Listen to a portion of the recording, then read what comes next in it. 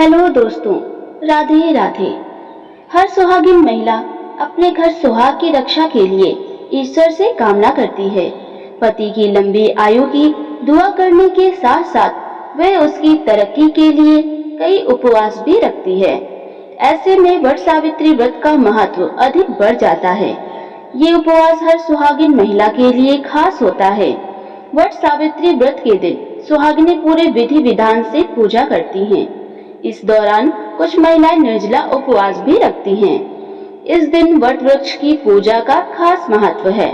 माना जाता है कि वट वृक्ष की पूजा के बिना व्रत पूरा नहीं होता। धार्मिक मान्यताओं के अनुसार इनमें ब्रह्मा, विष्णु और महेश तीनों देवों का वास होता है। इसीलिए व्रत रखने वाली महिलाओं को तीनों देवताओं का आशीर्वाद प्राप्त होता है। यह उपवास ज्येष्ठ माह के कृष्ण पक्ष की अमावस्या तिथि को रखा जाता है। इस साल वट सावित्री व्रत 6 जून गुरुवार के दिन रखा जा रहा है। इसे वट पूर्णिमा के नाम से भी जाना जाता है। इस दौरान सत्यवान और सावित्री की कथा सुने बिना ये व्रत अधूरा माना जाता है।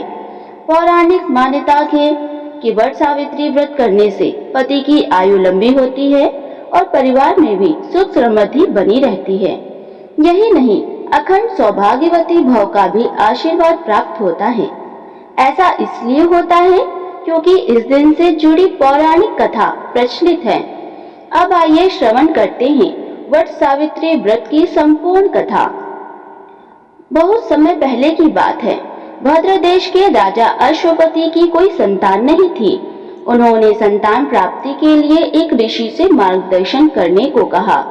तब उन ऋषि ने राजा और रानी को बताया कि अगर आप दोनों मिलकर तपस्या करके माँ सावित्री जी को प्रसन्न कर ले तो आपके घर एक तेजस्वी संतान पैदा होगी जो अपने माता पिता और देश का नाम रोशन करेगी।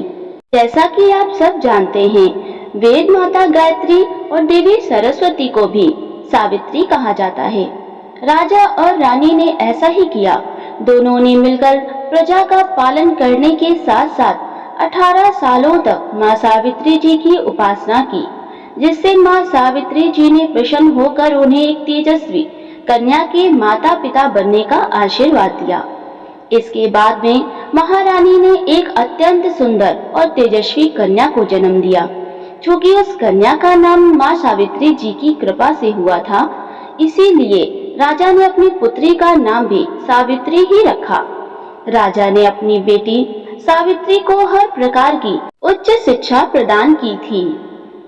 सावित्री बड़ी हुई और विवाह योग्य हो गई तो राजा को उनके विवाह की चिंता सताने लगी, क्योंकि राजा को अपनी पुत्री के समान योग्य वर नहीं मिल रहा था।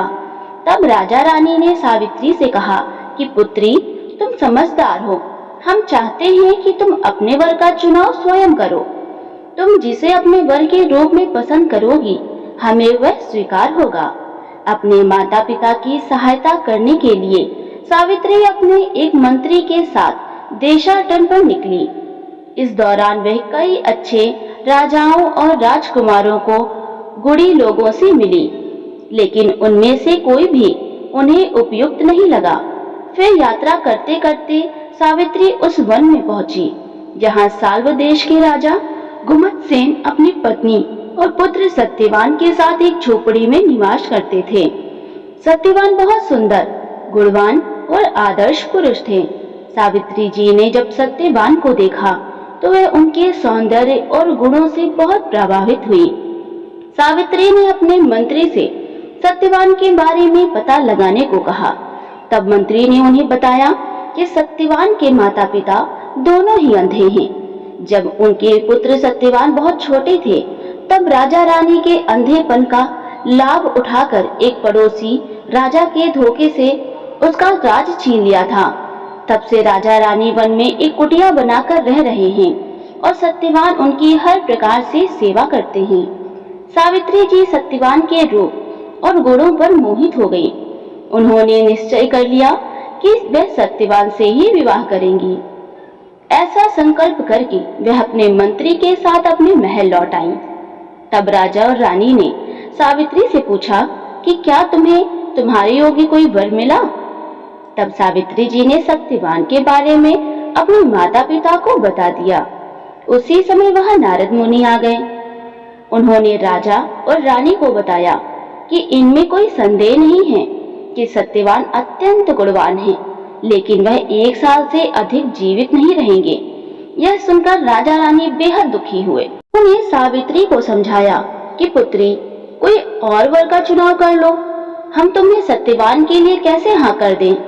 तब सावित्री ने बड़ी विनम्रता से कहा कि हे पिता, मैं सत्यवान को ही मन अपना पति मान चुकी हूँ और किसी के बारे में सोचूंगी भी तो भी मुझे पाप लगेगा।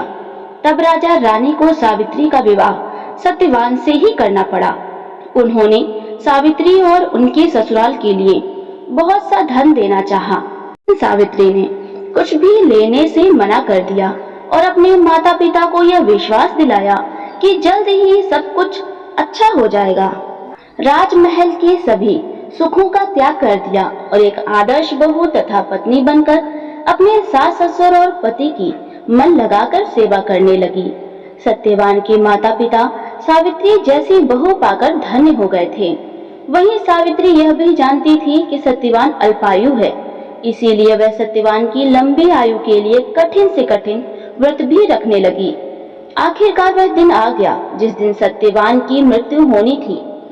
सावित्री जी बहुत चिंता में थी। तब सत्यवान रोज की तरह लकड़ियां काटने के लिए वन में जाने लगे। तो सावित्री जी ने कहा कि आज मैं भी आपके साथ चलूंगी।